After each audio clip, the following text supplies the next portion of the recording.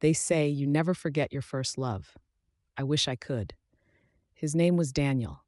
I met him when I was 9 and he was 10. He lived 4 houses down on the same cul-de-sac and used to knock for me every summer morning without fail. We'd build forts out of sticks and tarpaulin, ride our bikes till our legs ached, and sneak ice pops from each other's freezers. By the time we were 13, I didn't just like him. I loved him. We never said it. We didn't have to. It was in the way he'd wait outside school gates to walk me home, even if his mates were going a different direction. Or how he knew my favorite crisps and always swapped his lunch for mine. The way he said my name, soft, slow, like it was sacred. When I turned 15, everything changed. It was a hot July, and one day after school, he kissed me in the alley behind our houses. My heart nearly exploded in my chest. That summer, we were inseparable. We talked about everything. Our future, what we'd do when we left our boring little town. He said he'd take me to Barcelona one day. Just us, he promised. One suitcase and no looking back. But Daniel had a rough life. His dad was in and out of prison, and his mum worked nights, always tired, always angry. He was the kind of boy everyone warned you about. Trouble follows him like a shadow, my dad once said. I wish I'd listened. By October, I'd missed 2 periods. I told myself it was stress, school, mocks, hormones. I didn't want to believe what I knew was already true. When my stomach began to change shape, I stopped changing in front of mirrors. I stopped looking at myself altogether. At 5 months pregnant, my mum walked in on me crying in the bathroom. She took one look at my bump and dropped her cup of tea. What have you done, Marie? That night, I was sat down like a criminal facing trial. My mother was frantic, pacing. My father sat still as stone, staring past me like I wasn't even there. I tried to explain. I love him, I said. It wasn't a mistake. That made it worse. Love? My father snapped. You loved a boy with no prospects? A boy whose father sells stolen tools out of the back of a van? I loved him, I repeated, quieter this time.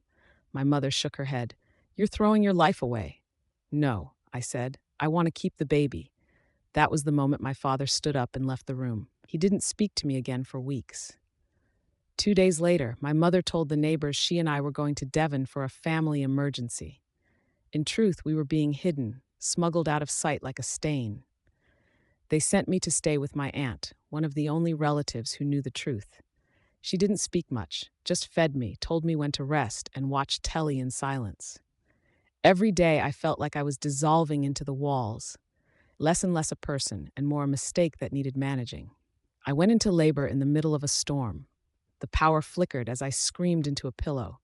It was the most excruciating, terrifying night of my life. But then I heard her cry, my daughter, and everything else stopped. I didn't get to hold her first. My mum took her. She told the nurses she was the mother.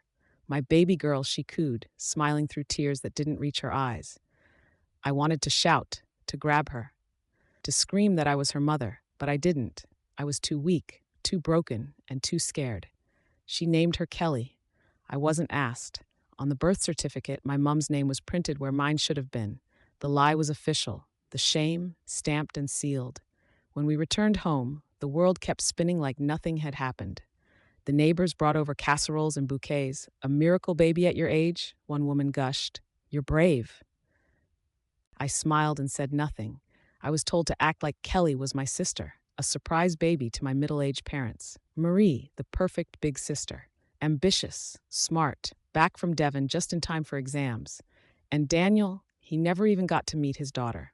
He was arrested a month before Kelly was born for stabbing a man in a street fight.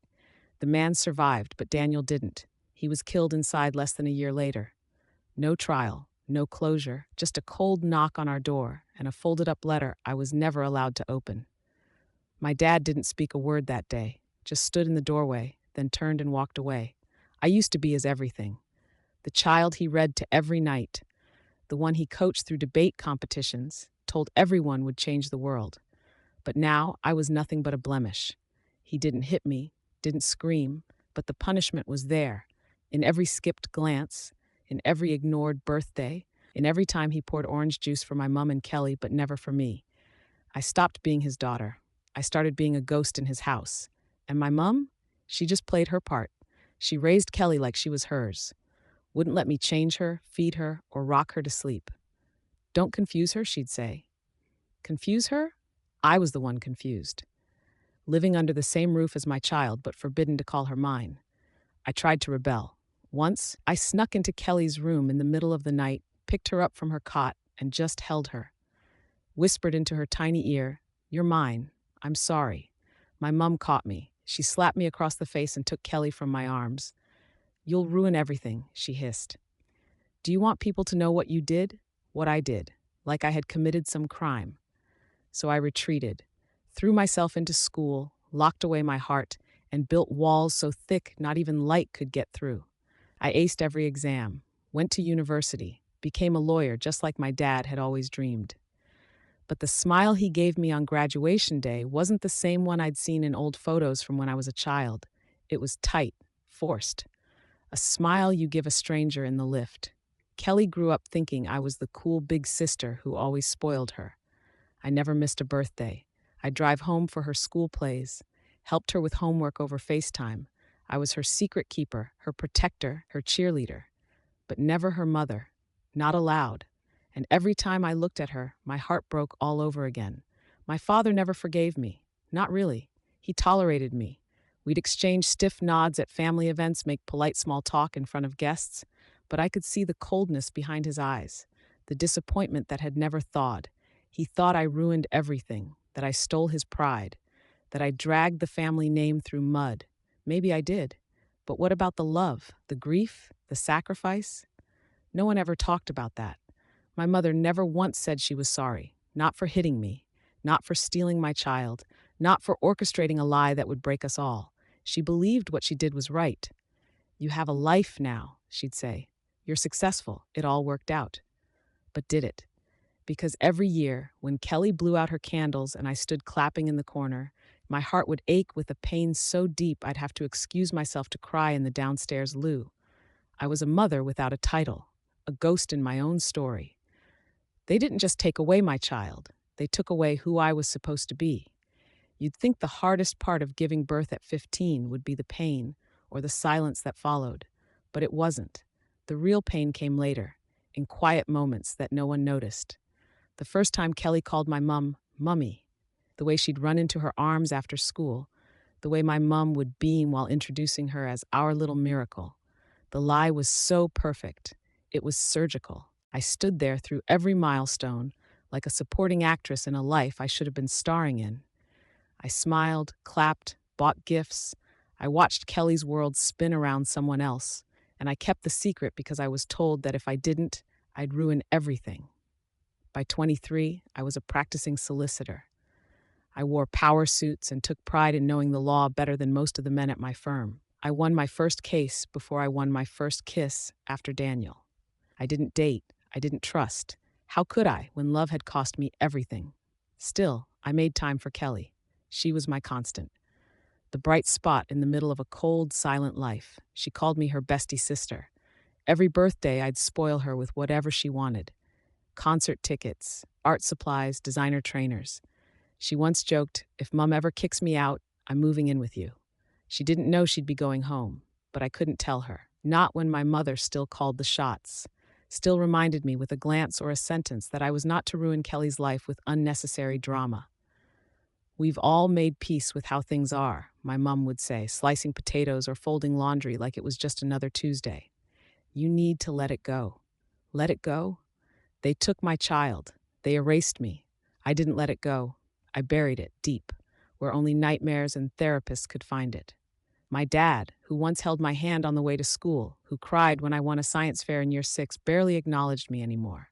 He loved Kelly deeply. I think in some twisted way that was his redemption, loving the child since he couldn't forgive the mother. And I never corrected him. Not once, because part of me still ached for his approval. I became what he wanted. Successful, poised, scandal-free, but nothing I did ever softened his tone. I was the daughter who had failed him. And in our house, there were no second chances for that. When Mum announced the annual family BQ, I considered skipping it. Work was hectic, I was exhausted, and I didn't want to be part of another day pretending to be something I wasn't. But Kelly texted me, "You better come. Who else is going to make sure Nan doesn't burn the burgers? I sent a laughing emoji. I said I'd be there. I shouldn't have gone. The day was unusually hot for early June. The garden was buzzing with noise. Cousins, uncles, old neighbors. My mum was in her element. She wore her best linen dress, laughing too loud, bragging about Kelly's job offer in graphic design. Kelly looked radiant, 24 now, independent, confident. She'd inherited Daniel's cheekbones and my eyes. She had no idea how much of me lived in her. How badly I wanted to pull her aside and whisper, "You're mine. You've always been mine." But I didn't. Instead, I helped set the table, made polite chat with relatives, pretended my stomach wasn't in knots. Then came the match that lit everything on fire. It started with coleslaw. Yes, coleslaw. My mum and Kelly were prepping the sides, and Mum was micromanaging as usual. "No, no, not like that," she scolded. "Do it the way I showed you." Kelly rolled her eyes and muttered, "You don't have to control everything." My mum snapped back, "Well, I raised you, didn't I? So clearly, I know what I'm doing." I flinched. Kelly paused. "You raised me, but sometimes it feels like you don't even know me." The table went quiet. Then my mum snapped, "Maybe if certain people didn't spoil you so much, you'd show more respect." Her eyes landed on me. I froze. "Excuse me? You heard me," she said too loudly. "You're always overcompensating. You spoil her rotten like you're her mother or something." The silence that followed wasn't quiet. It was deafening. Kelly turned slowly toward us both. "What?" She laughed nervously. "What's that supposed to mean?" I opened my mouth. Nothing came out. Mum's face had gone pale, and then she whispered, "Oh, for God's sake, Marie," but it was too late. "Someone better start explaining," Kelly said, her voice steady but sharp. "Now." Mum tried to backtrack. "Nothing. It's just, Marie's always been extra involved, that's all." Kelly turned to me. "Marie?" I swallowed. My lips trembled. "She's not your mother," I said, barely above a whisper. "I am." The moment shattered like glass. Kelly's face crumbled in disbelief. "No, no, you're joking."